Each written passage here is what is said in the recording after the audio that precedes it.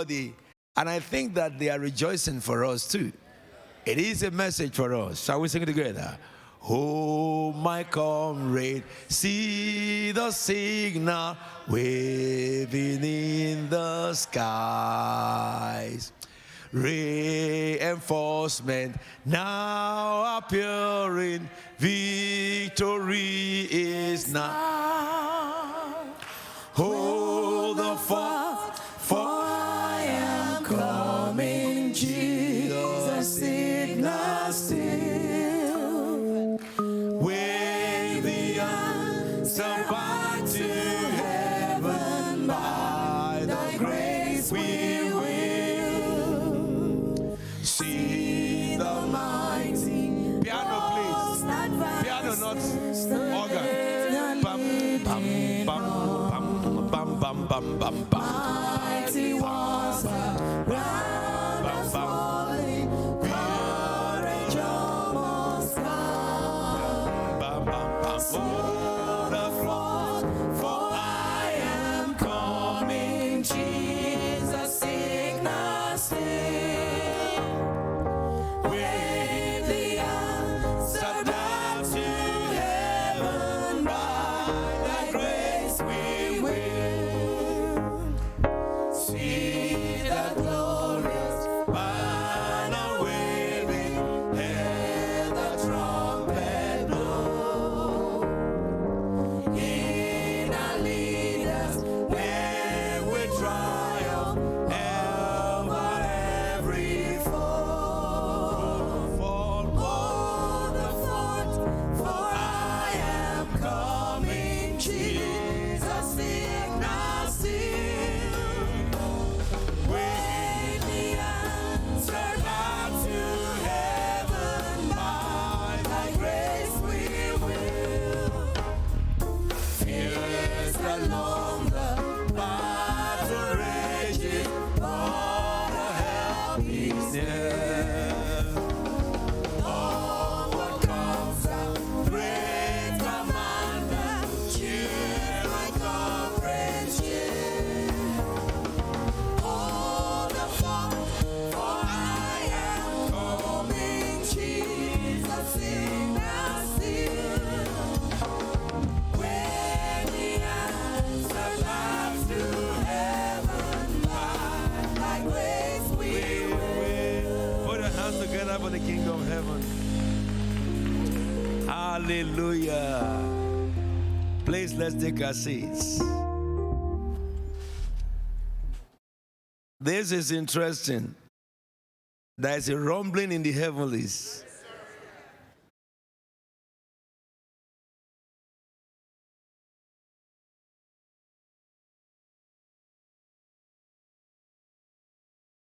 This is going to be our last lecture for this conference. Why would the Lord sing this song by His Holy Spirit? Because we are living here to go and work. I will charge you together that in this conference, before I look at the understanding your sphere of influence, that is the topic I'm looking at. This is one of the most loved topics by CEOs of organizations. Do we get it now? Pick one up for me, quick.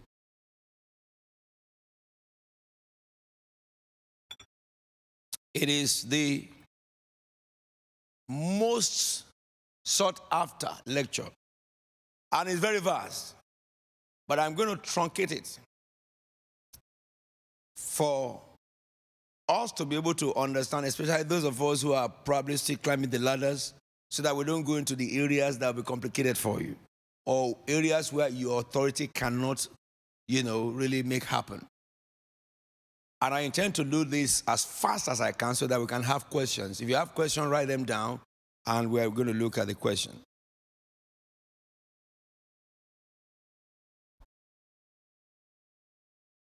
Jesus said in the book of Matthew 24, verse 14, "And this gospel of the kingdom will be preached in the whole world, and as a testimony to all nations, and the end will come." I want to say to you that For us all, you want to leave this place this year and make a promise to the Lord, not a vow, but a promise, that you will fulfill this command as a person. Jesus said, this gospel that you have had, which you have read about and you have embraced, and which you have had throughout this conference, must be preached. You will leave this place and litter everywhere preaching the gospel of Jesus. Because Jesus said this and help us to know our sphere of influence. You remember, power is your ability to influence others or make changes. And I've read to you several forms of powers that is in you. All those powers I read are in you. However, that is for the church. However, I've helped you understand also that in your offices, you have to identify from the teaching of the powers that are, which of the powers is attached to your office, so that you will not underutilize your power, neither will you, abuse your power. However, when it comes to church, all these powers are available for you to use at will. Because Jesus summarized and said, all these powers have been given unto me. Therefore, go. However, this season, I want to help us understand. If Jesus said to us, go, what is the sphere of our influence? Jesus said, every nation to the end of the earth. So, I want to say that every church must be able to establish their sphere of influence. That's the first thing. Every organization must be able to establish their sphere of influence. An organization who fails to identify his sphere of influence will be short-lived. It will soon shut down.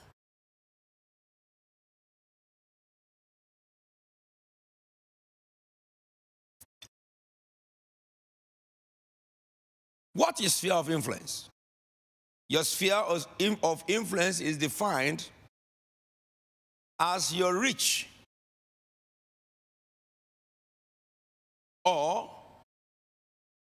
the area where you can have impact, where your product can have impact, where your leadership can have impact. That is your sphere of influence.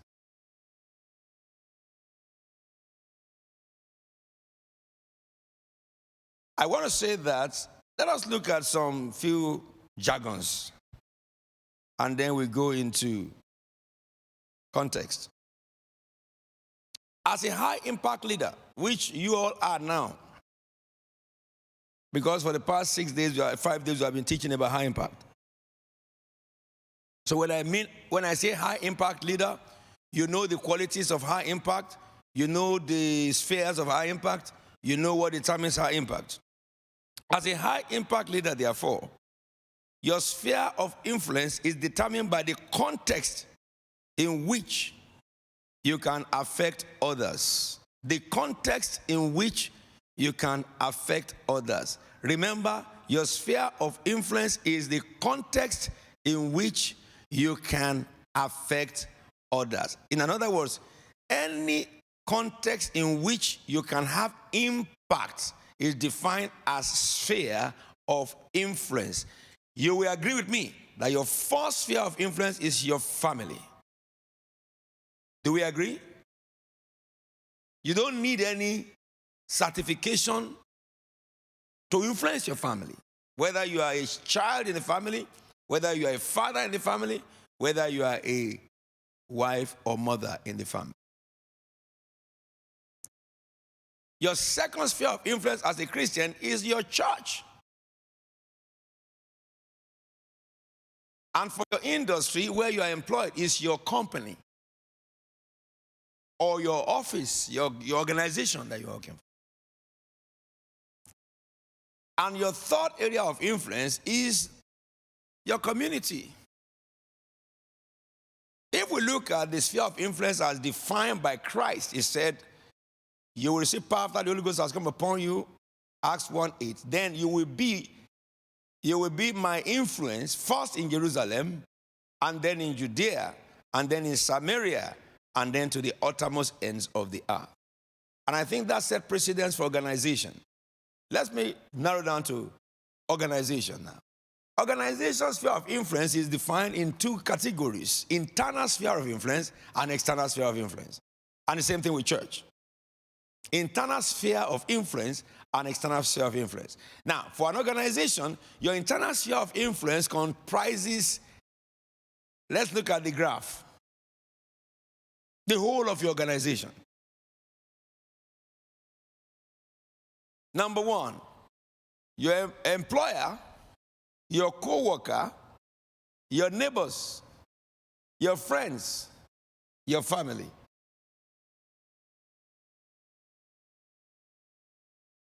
These are the 5 areas of your influence.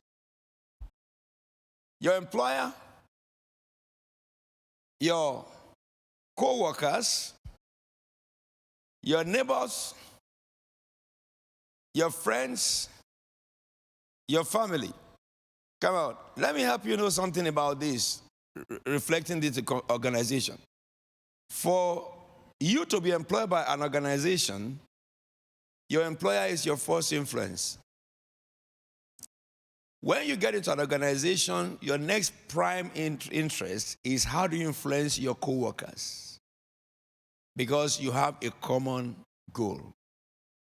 Yes? Your success, your failure depends on your ability to influence your co-workers to achieve a common goal. That's correct. However, the next influence is, if we are selling soap here, and the man outside there does not know that it's a soap factory, that is minus to us. We must have impact together as internal stakeholders on our impact we must have on the external stakeholders, beginning from our immediate neighborhood. You will be my witnesses first in Jerusalem. We cannot start a soap factory that does not sell its soap in Greenwich, and we are international. Hallelujah. While we can use the name international, we have to start first. Etiquette begins where? Remember what I told you when I was teaching you about high impact leadership?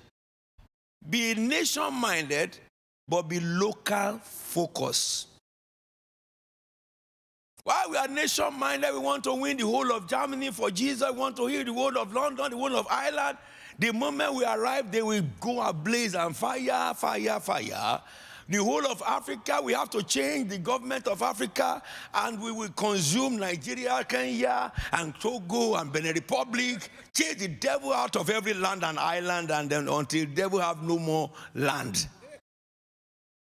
It begins from Jerusalem. You know, a number of times, organizations who fail to recognize that they have internal stakeholders, which is, number one, our brand must be known by all our employees. And our values must be known by all our employees. Now, when I talk about value, you remember what I teach you about values. Okay?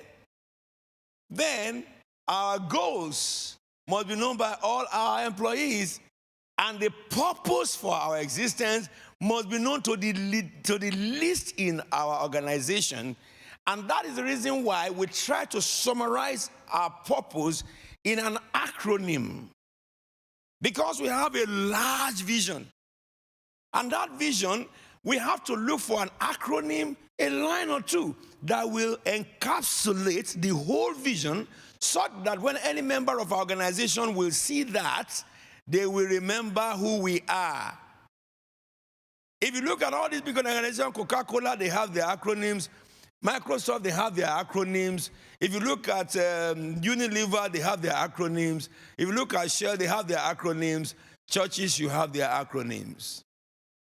For CFT, demonstrating God's power through love and building overcomers for tomorrow. That is what drives us. So, internally, we must have effect. Everyone that is internal must be totally influenced by the vision.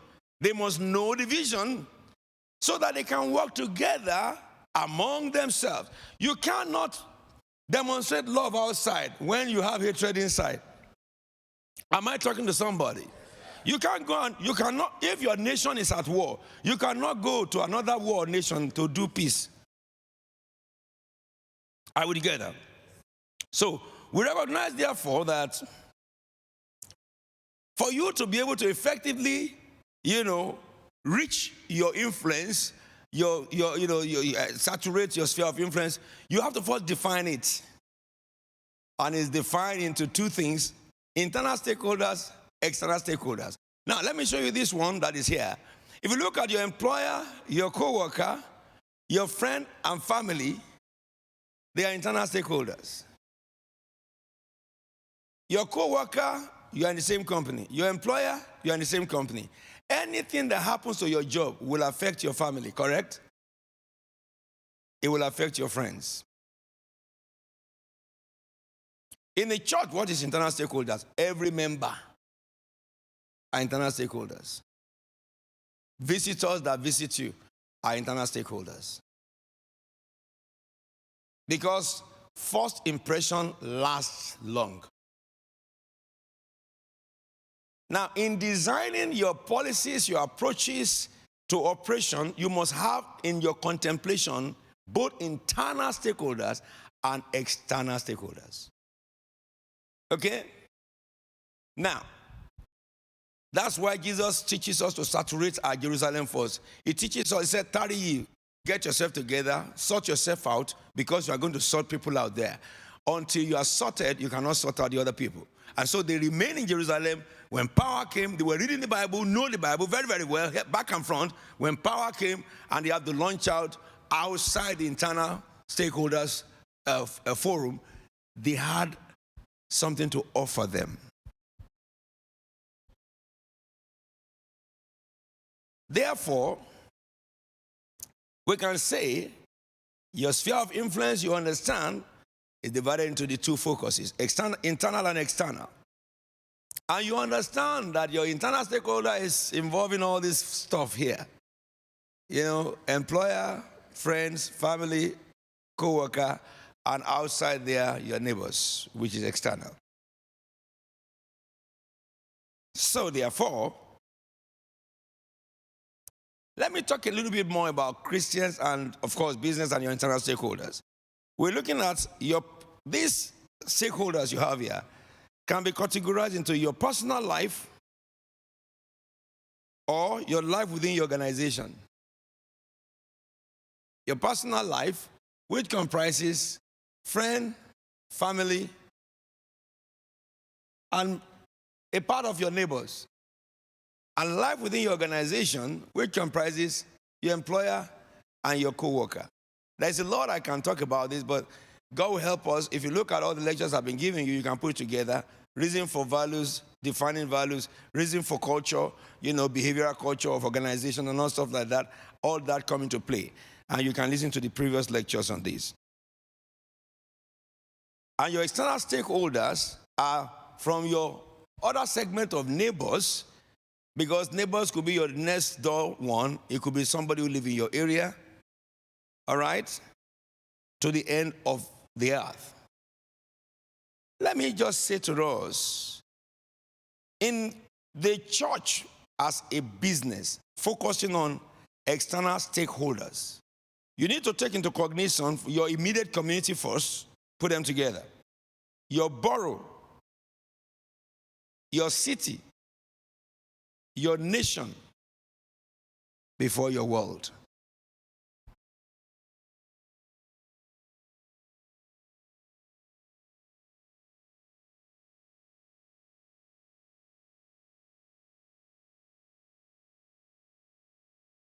In looking at your current sphere of influence, well, in looking at both internal and external stakeholders, you have also two categories.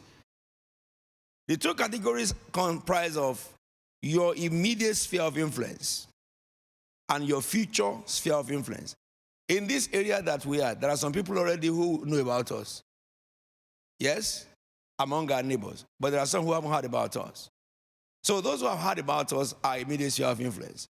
That means our strategy for those ones is for us to establish more awareness to them. But then we have the other people who don't know about us. That is our future sphere of influence. So that we can know a strategy to reach those people. And they may begin from our neighborhood to our city, to our nation. I'm here. They don't know me in London. What are we doing? What can we do to get them to know us? Oh, if four streets in this area have known us, what about the 5th Street? What about the 6th Street? What about the 3rd Street? And this is our focus. I will give you scriptures in a minute.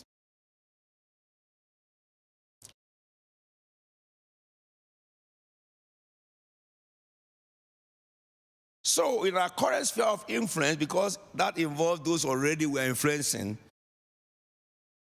we need to lay emphasis more on the cohesion and collaboration of our departments, interdepartmental cohesion and collaboration, so that each department is not working independently of others.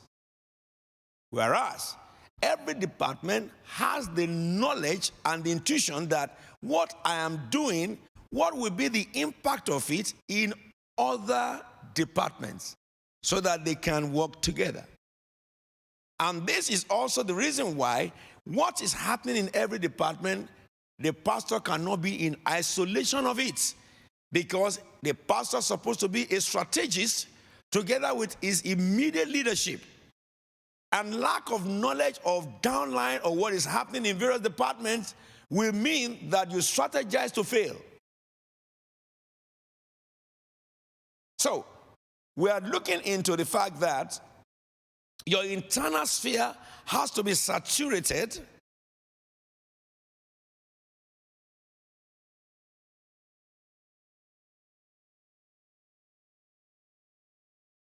and your internal sphere has to be brought to the place of collaboration so that everybody is working together.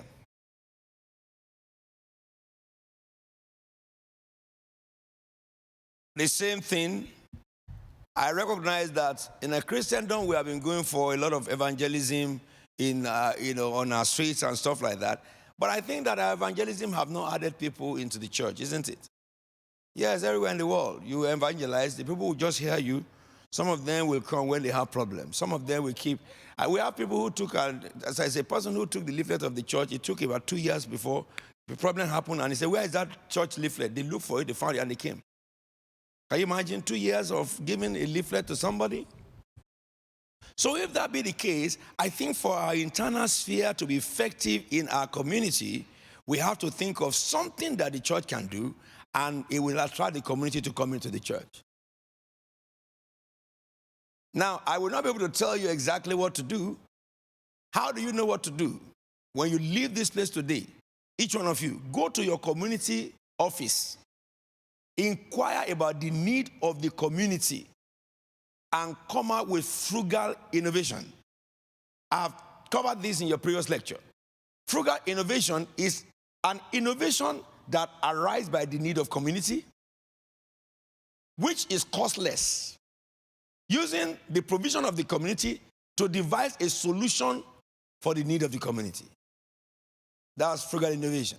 So that you don't just going to be wasting money that you should use to strengthen yourself before you launch out.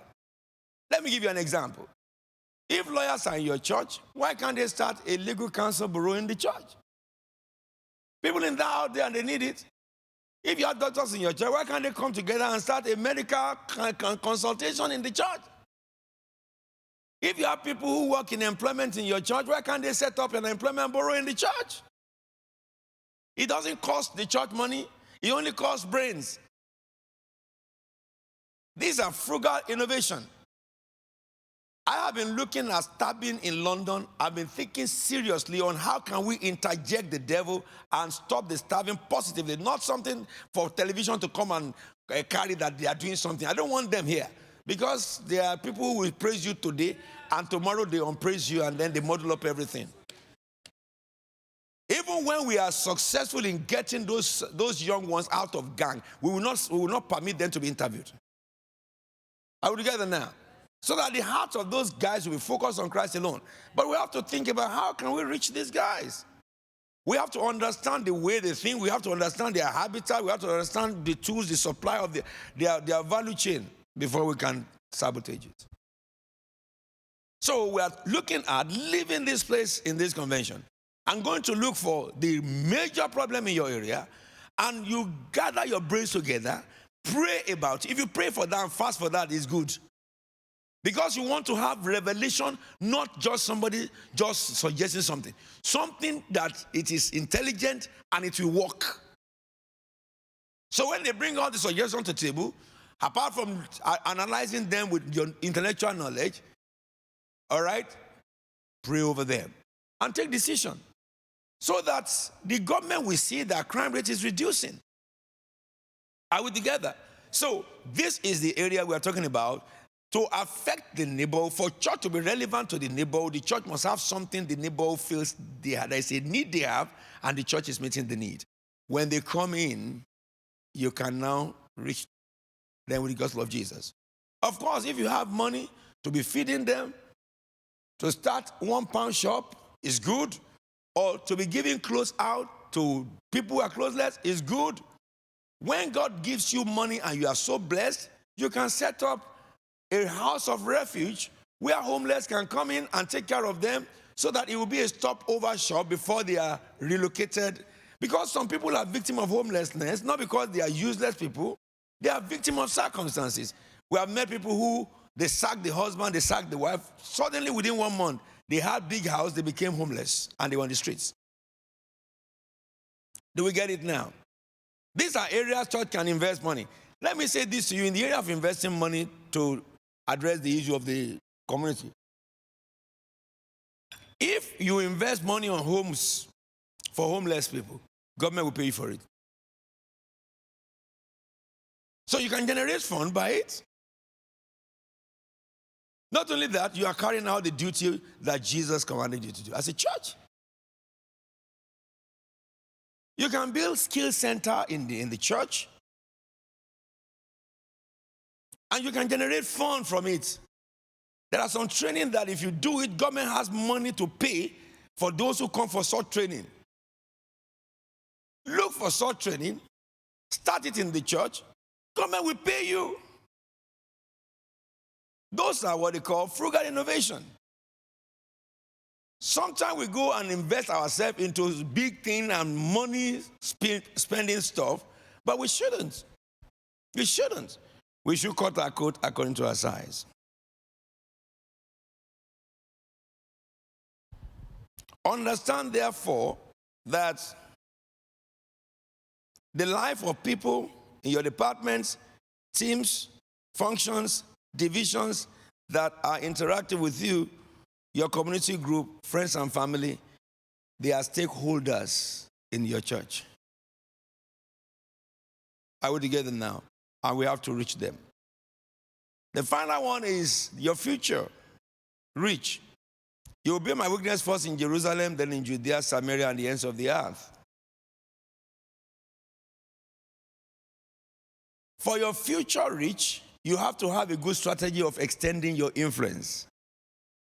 So those in the house, we already influence them. Okay? Those that are connected to us as family members and so we already influence them. Those in our neighbor, we have already influenced some of them. But those that we have not influenced, then we have to devise the strategy. One on neighborhood is what I've just said, looking for the need of the neighbors and bringing out some solutions that will attract them to come in and the need is met.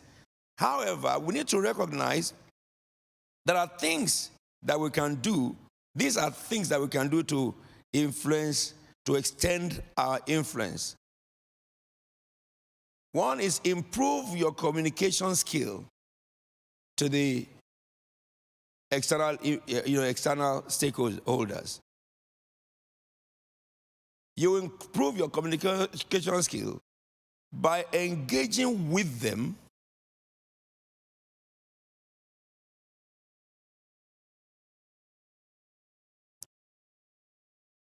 and identifying the needs that face them and devising a solution that does not cost. That is a summary of what I've been telling you.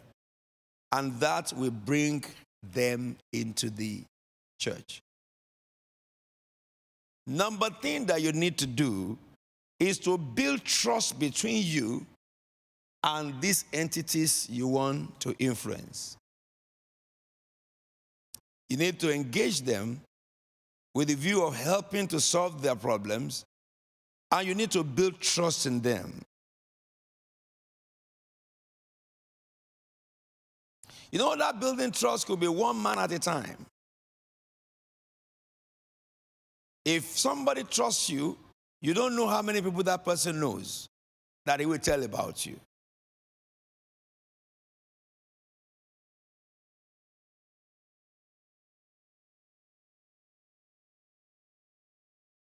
Another thing that we will need to do is to understand the cultural differences of the people within this sphere. Let me give you an example. We have Somalians here who are Muslims in my area here, and they are building in community.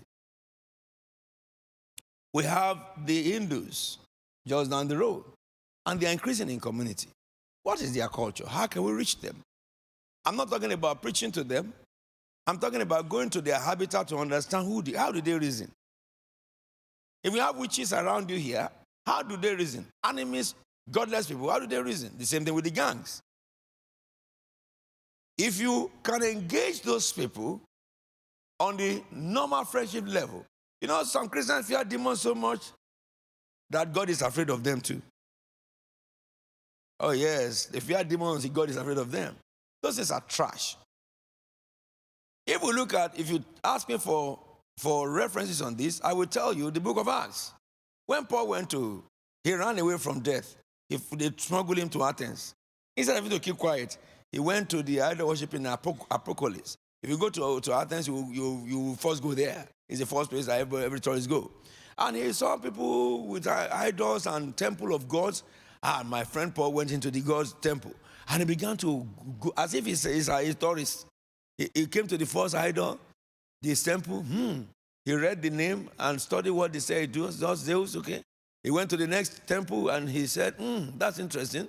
He went to the next temple. And when he was going from temple, those temples are still standing in Greece till today. If you go there, you can enter it. Greek government preserved those temples of Paul that Paul went to, where they're worshiping idols. And when he finished looking, he now found a temple they wrote to the unknown God. He said, this is a good way to catch these people.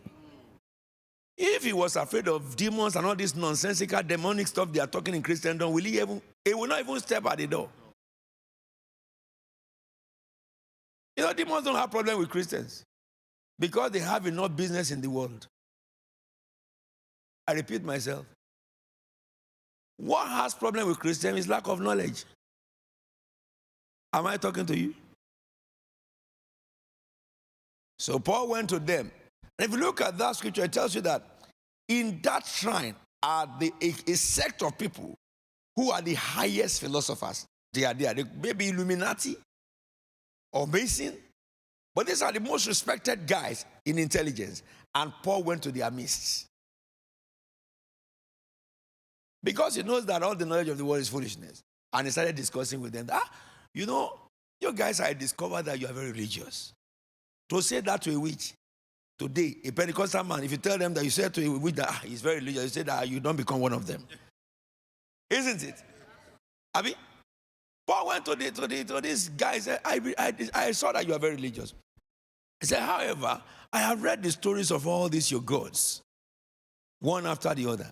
And then I found one to the unknown God. He said, that unknown God I bring to you. The intelligence, Illuminati, aristocracy, they said, shall we hear about that God. So what am I saying to you? Remove the cap of doctrine from your head. Be an ordinary human being, messenger of Jesus, taking the gospel to the people in their own language. You must understand their cultures. You must understand the way they reason. If we don't, we may not be able to get them. They have to reason with us before they can.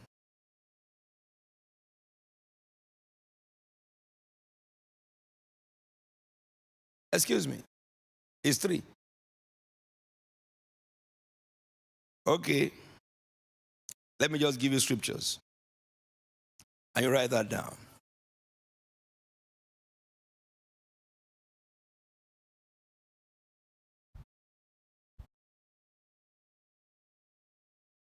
If you read the book of Luke chapter 4, verse 14 to 16, you will read about the sphere of influence of Jesus Christ. After saying that Jesus returned in Galilee, to Galilee in the power of the Spirit, and the news of him spread through the whole countryside. Galilee was his first influence, and the news spread after saturating Galilee. You have to saturate the area that you are living, or that you are abode. It says he taught in their synagogue. Everybody praised him. He went to Nazareth where he was born. He had been brought up. And on the Sabbath day, he went into the synagogue as was his custom and stood up and read and the rest of it. This scripture tells us one thing about Jesus. Prophetically, Galilee is where he said. However, he also remembered where he came from. If you are evangelist in Ireland, in Germany, in England, and your tribe in your country, they are not worshiping, you are not complete. You have to take this gospel, after you have saturated here, back to your own people. Are we together now? So he went to his hometown. If you look at what is your scope of influence, I read that to you, ends of the earth. Acts chapter 1, verse 8. Joshua chapter 1, verse 3 to 6 to 5.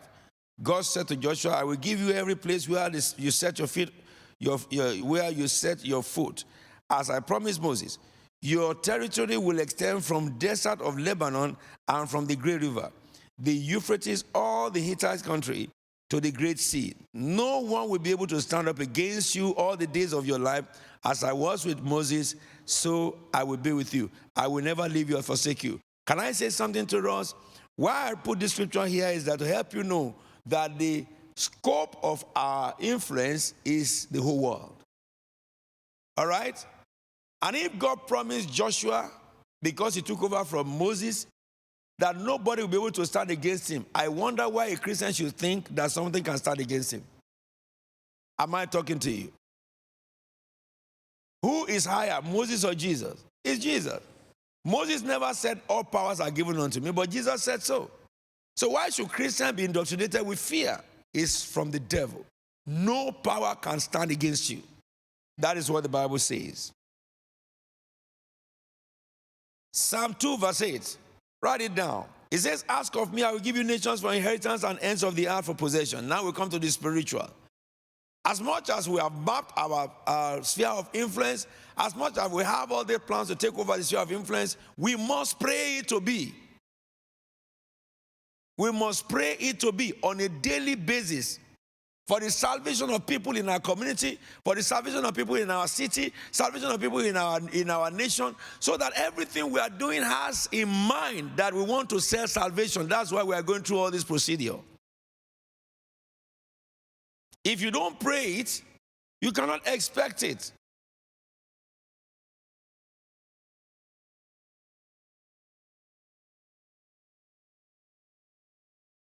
I want to say to us, therefore, in conclusion,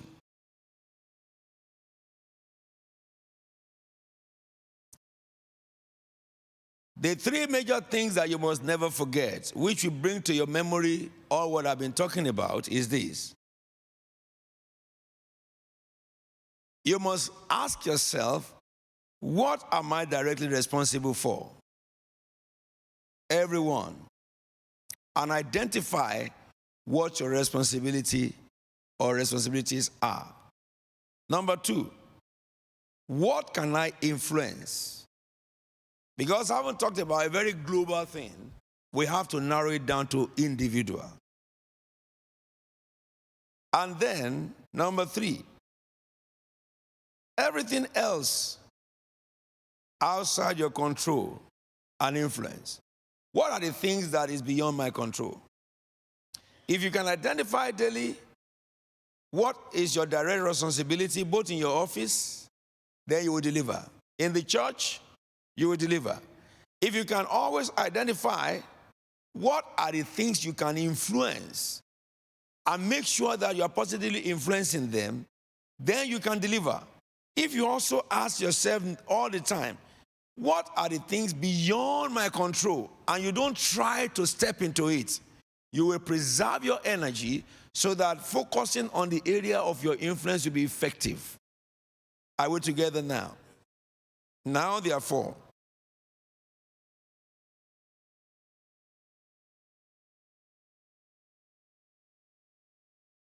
I want us to go away with an assignment too. I want you to sit down personally, both for your area of career and life and the church. Think about, what are my current influence, areas of influence. Write it down. And very, very simple, remember. These are people that every action you take will directly or indirectly impact their lives. Write it down. Beginning from your family, to your church, to your friends, to your neighborhood.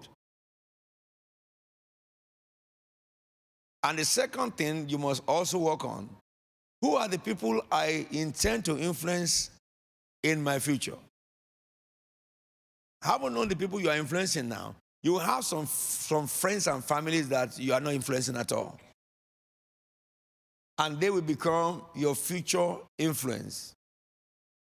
If everyone here bring their friends and families who are on church to their churches next month, I'm sure that those churches will double their number at the minimum. Am I saying something? Is there anybody here who doesn't know any human being? You are alone in your area you are living. You have workers who don't know Jesus. You have family friends who don't know Jesus. You have members of family who don't know Jesus. So those are your potential areas of influence. If you can influence them and bring them to church, we don't talk about church growth. Church will grow. Are we together? And if you have a plan that, Lord, I want to reach the Muslims, I want to reach the Hindus, there are witches in my area, I want to reach them, then you can begin to have revelation from God on how to reach those people. Haven't brought in the people that you have reached already, who are within your influence. And then you are planning to launch out to people who are not under your influence, but you can get. I tell you, we will come back here next year and we will say that we have experienced revival. This is all that I have to teach you during this convention, and I believe that the Lord will multiply it in your spirits. Shall we stand up together, please? Let us stand up together. Lord, I pray for everyone in this house and all who are under my voice across the globe. May the Lord richly bless you. Amen. We saw that there's great potential in us that we are not functioning in it. When they received power, according to Acts chapter 1, verse 8, they were enabled to do what they could not do. Lord, the power we have received in this conference will work for us. Amen. It will release in us the potential that have been inside us. Amen. That even from tomorrow, we shall begin to see manifestations. Amen. Our life in the church will change. Amen. Our life in our family will change. Amen. Our life in our offices will change. Amen. Our life in our community will change. Amen. And we'll be able to effect changes in every life. We'll be able to positively influence humanity as Jesus did, as Paul did, as Peter did. Before this time next year, what they call revival shall explode in the life of everybody. And at the end of the day, your name be glorified. Grant wisdom unto every one of us and understanding. In Jesus' holy name we have prayed. Please, let's sit down. Do we have any questions written by anyone? Is there anyone who wrote questions? Ushers, do I have that?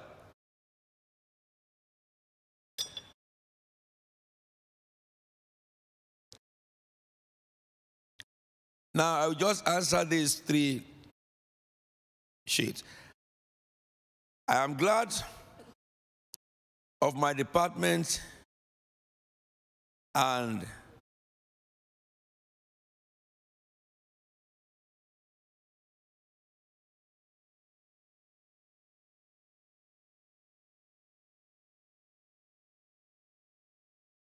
where's Pastor Tayo? He's the detective.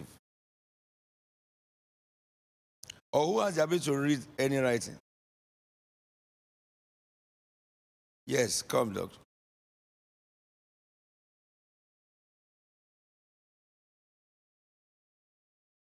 The only thing you cannot read is if anybody mentions name of anybody, you omit that.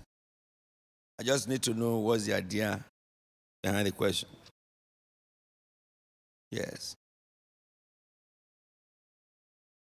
Praise the Lord.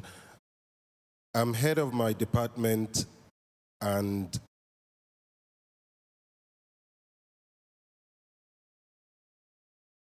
sit by all staff using personal power, but my immediate boss doesn't like the styles, feels I'm too soft and give too much rewards. How do I please him? Is it I'm too soft? And give too much rewards. Give too much reward. That is not personal power. Personal power is the power of traits that come out of your traits. All right? And if anybody has personal power, that your traits is revealed, that will be what will instruct your boss to know what to, give you to do. Because your personal power will give the traits which is usable by your organization. That is personal power. However, if you are in an institution, the second question is that I'm too soft. What is this? Huh? And give too many rewards. Okay, if the person is giving too many rewards. No, you cannot give many rewards in offices because it's an abuse of power. If you are talking about the reward power, you are talking about performance bond. In other words, that if you do this, I will reward you with this. That's reward power. And you cannot, if you are in an organization and you are not the one on the helm of affairs to determine reward, you cannot do that. You don't have such power. Because the people who have the power to give reward, they are the top men. It's not a subsidiary. Unless if your top man allocates some incentive to you to give to your subordinates. You cannot do that, not in an organization. They will get it now. So for whoever is raising that question, maybe the question is not well understood, or maybe you have just gone into what is called abuse of power. Everybody should work within their power, and if you reflect your power, it is impossible for any boss to not recognize it because it will stand out. Trait stands out on personal power. The other question says, how do I handle colleagues that are jealous of me being in senior management as a black woman? Very simple. Just be, there is a language I want to use. I think it's altruistic. In your dispensing of your power, be distinct. Distinguish yourself. You see, let me say something to you. I've heard people talk about, if you are black, they try to intimidate you. If you are a woman, they try to intimidate you. I don't believe it. Because they intimidate man too.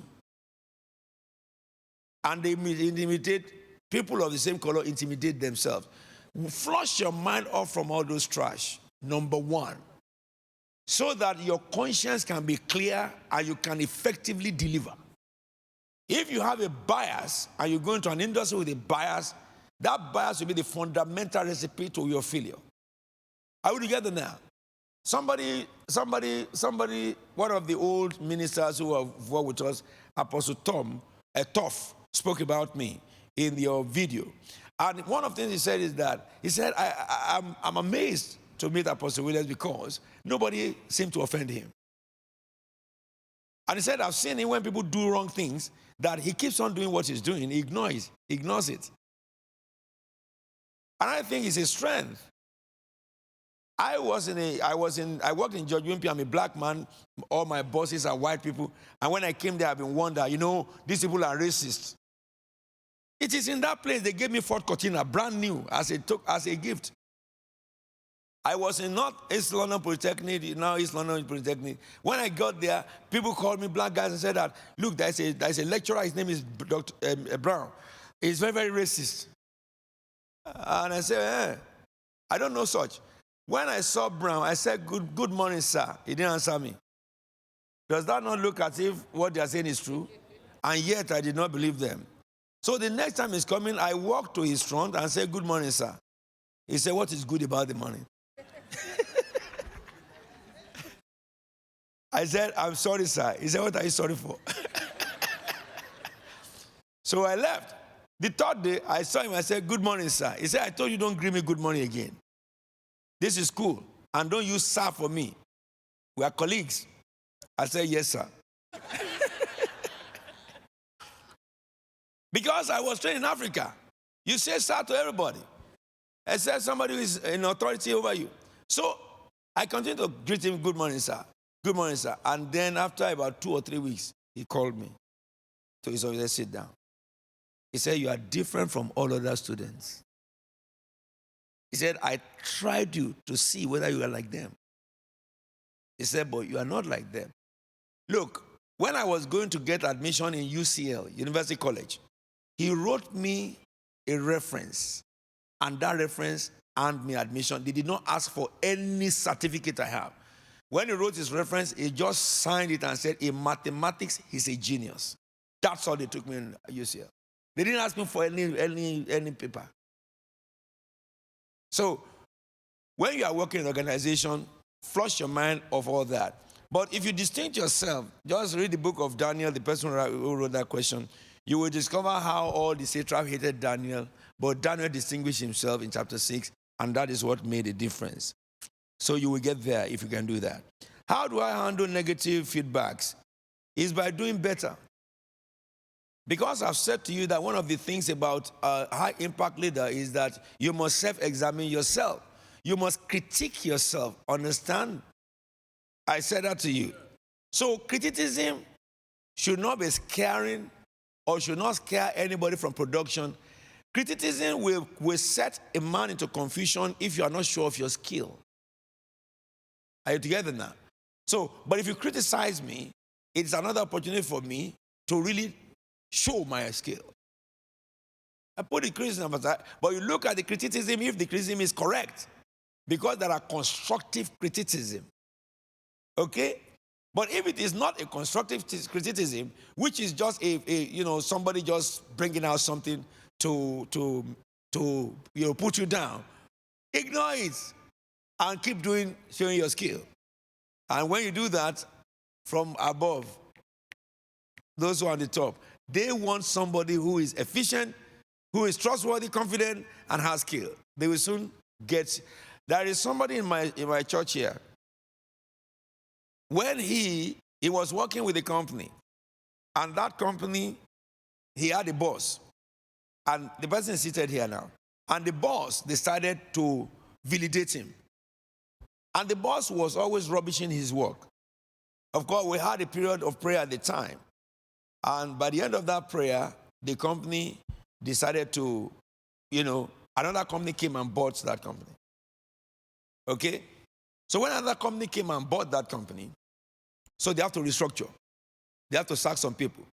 However, that company who came to buy looked at the record and the certificate of each staff. And they found this member of my church that he is more qualified than his boss. So they now said they have an office created who will manage the company that they have just bought.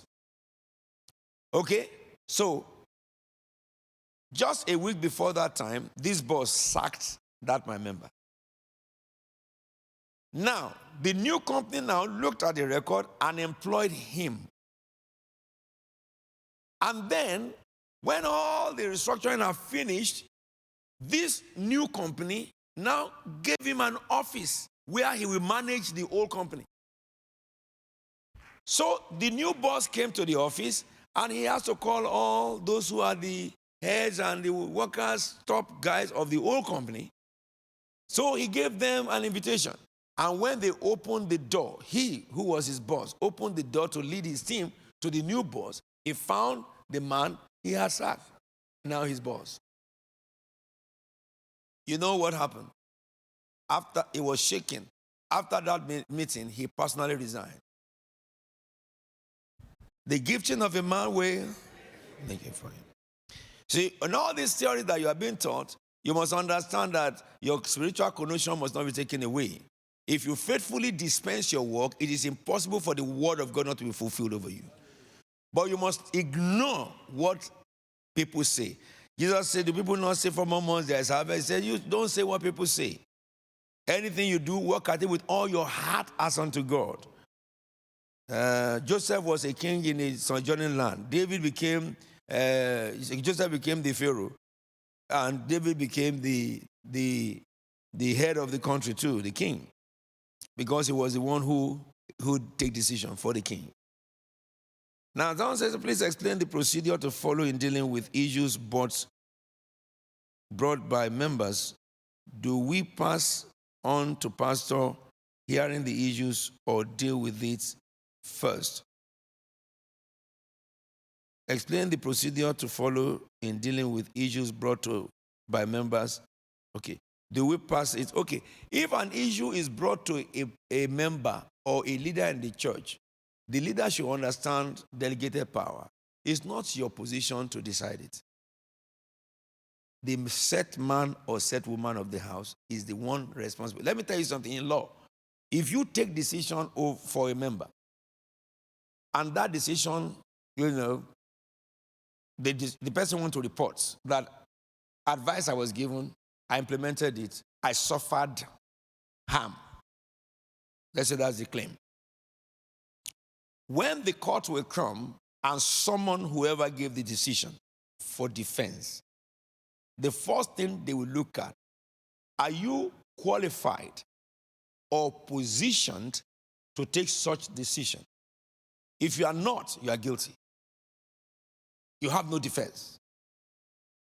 Are you with me now? However, if the person says, I'm the shepherd in charge, the court will now say, oh yeah, you are qualified. Okay. The decision taken, is it within the parameters of your delegated authority? And they look at the function of the pastor and the delegated authority. Yes, it's within his description of delegated authority. You know what the court is looking for? If the pastor is the resident pastor and he's given a charge to counsel people in such capacity, and then the person claim that the advice or the whatever the pastor gave him, has damaged him, then the court will say, did the advice really cause harm? If they established by law that the advice was a sincere and genuine advice, however, it has caused some harm, the pastor will be vicariously liable. He will not pay. It is the organization that's guilty. That's vicarious liability in law. Do you understand the progression? So instead of finding the pastor, they will find the church. Because in law, the man with the heavy pocket pays. However, the church also can mitigate so that it will reduce the penalty. Are we together now?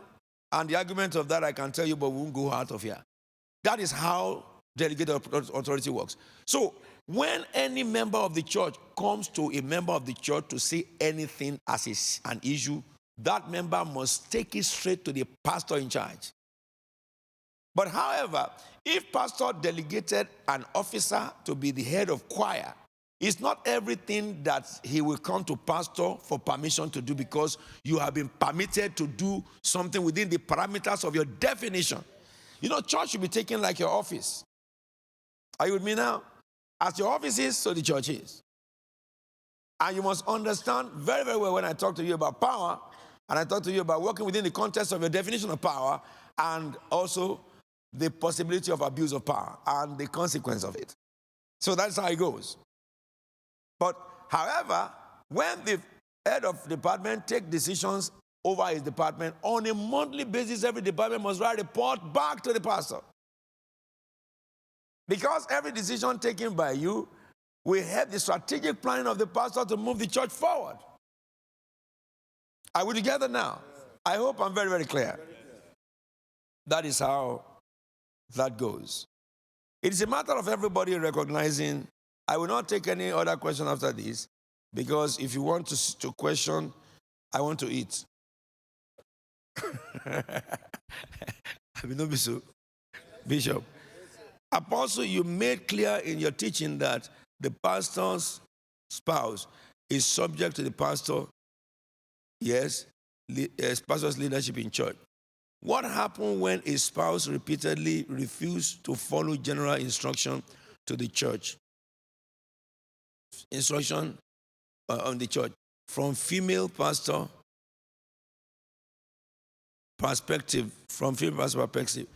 You know, let me say this to us. When you have a woman as the resident pastor, let me treat that first, and the husband is a member of the church.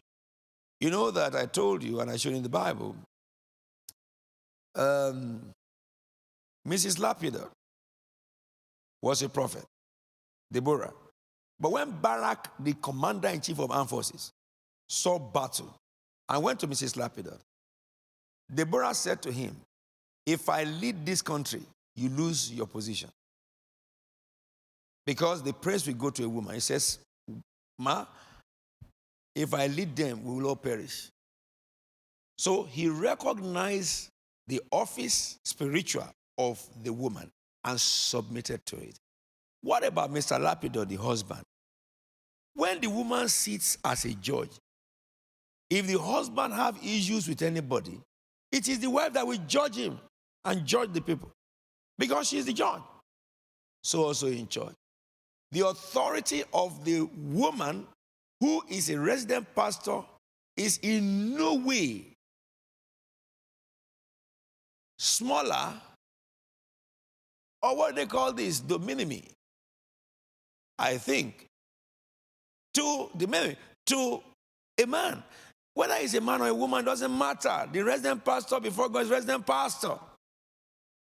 And if the spouse of a woman who's resident pastor refuses to submit to authority, he has to go through the same procedure with everybody. That's what it is. He will not be treated differently because we're talking about in the area of instruction, somebody working his delegated authority and somebody is opposing it. It has to follow the church procedure to be dealt with. Similarly, if it is the wife of the pastor, it should follow the same procedure to be dealt with. And so every church must have in their governance procedure of dealing with rebellion and stuff like that. And it will be done. Which in CFT will be that the council of elders will call that person and then deal with that issue with that person. So that we can let the person know that this is your limit and stuff like that. You can't go beyond it. And that is what the position is. The last question here is this. Dear sir, you talked about accountability. You talked about accountability and record keeping, and it is well understood. How do I take record of how do the church take record of a printed flyer paid for personally by me? Number one, you are not supposed to pay for printed flyer. I am Apostle Williams. If I want to pay for printed flyer to the church, I give the money to the church and tell them it's for printed flyer. Apostle Williams is not Christ with Tabernacle Church. So the money I give, let me tell you this, and I will make sure that we practice this in CFT Global. All CFT from today, you will do what headquarters is doing. I will ask for report of the giving of every member of every branch from this day. When we're in Anglican, you have tithe card. All of you go and practice tithe card in Nigeria. If you don't have, we have in London, Church Data Master. I compel all CFT churches to have it. Buy with your money. Everybody who give, the envelope with which they give, we keep it for 6 years. You must keep your own too for 6 years. After 3 years, you may tell you to discard some because of storage. So that everybody who gives to your church, you can print out their giving record yearly. Every year, my members have right to ask for their own record. What you cannot ask for is the record of another person. And I will take my own record of giving. Every money I give to churches all over, when I visit them, I will record it. I have to fill tax form after my salary, they pay YE salary, they pay me in church. And send to tax office that during this year, I went to this church, they gave me 50 pounds. I went to that church, they gave me 100 pounds. I went to that church, they gave me 1,000 pounds. As long as I went to preach and they gave me, not just friend, give me money. If I preach and you give me money, it's salary. I have to declare to the charity, to the tax office in England, and then, the money I gave to all charities, and the tax office will have to work it out and remove from my taxable income all the money I have given to my church and charity. By so, they will be able to give me back the portion of tax that I paid from those money I gave. And then they will now tax me further from the money I earn externally by doing my preaching job. Hello? The balance, tax office send me check. If I buy a house and I earn income in the house, I will have to report monthly, this is amount I got for my house I bought. This is amount of expenses I incurred. They will balance the book and they will tax that income from the house. Are we together now? That is what the Bible says. It said, give Caesar what is Caesar, which is tax. So you must not. I told you when they are taking offering and you put hand in the thief straight away. And demons will be very happy to deal with that person. Because that money that goes into that bag is not yours, it's God's money. Angels hate it so much. So if I want to give church money, I will not use my money to go and buy. If I use my money to buy, then interest applies. That is to say that there is a requisition is signed and I procure it for the church, I bring the invoice, church pay me back. But if I want to pay off the debt of the church, in no way, not only pastor, any member, if any member says I want to pay the debt of the church, in no way must you pay directly. No pastor is permitted by law to take money from anybody and just go and pay it. It must pass through your accounting records. So that when they test you by law, you are free and nobody. How do I take record of it?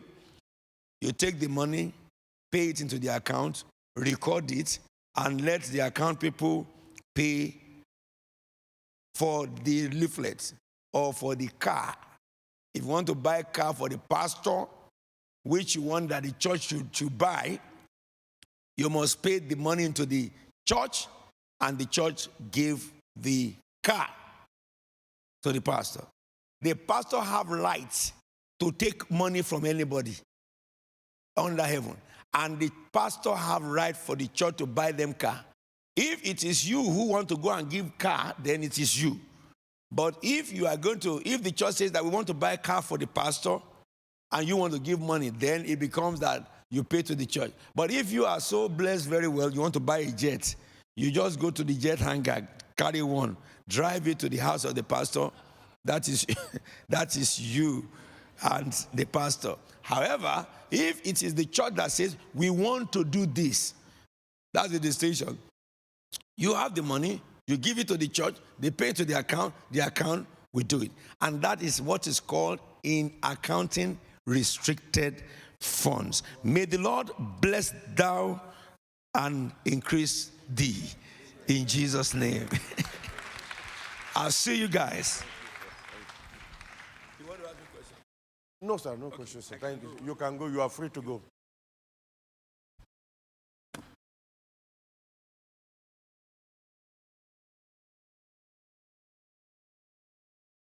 All right, praise the Lord.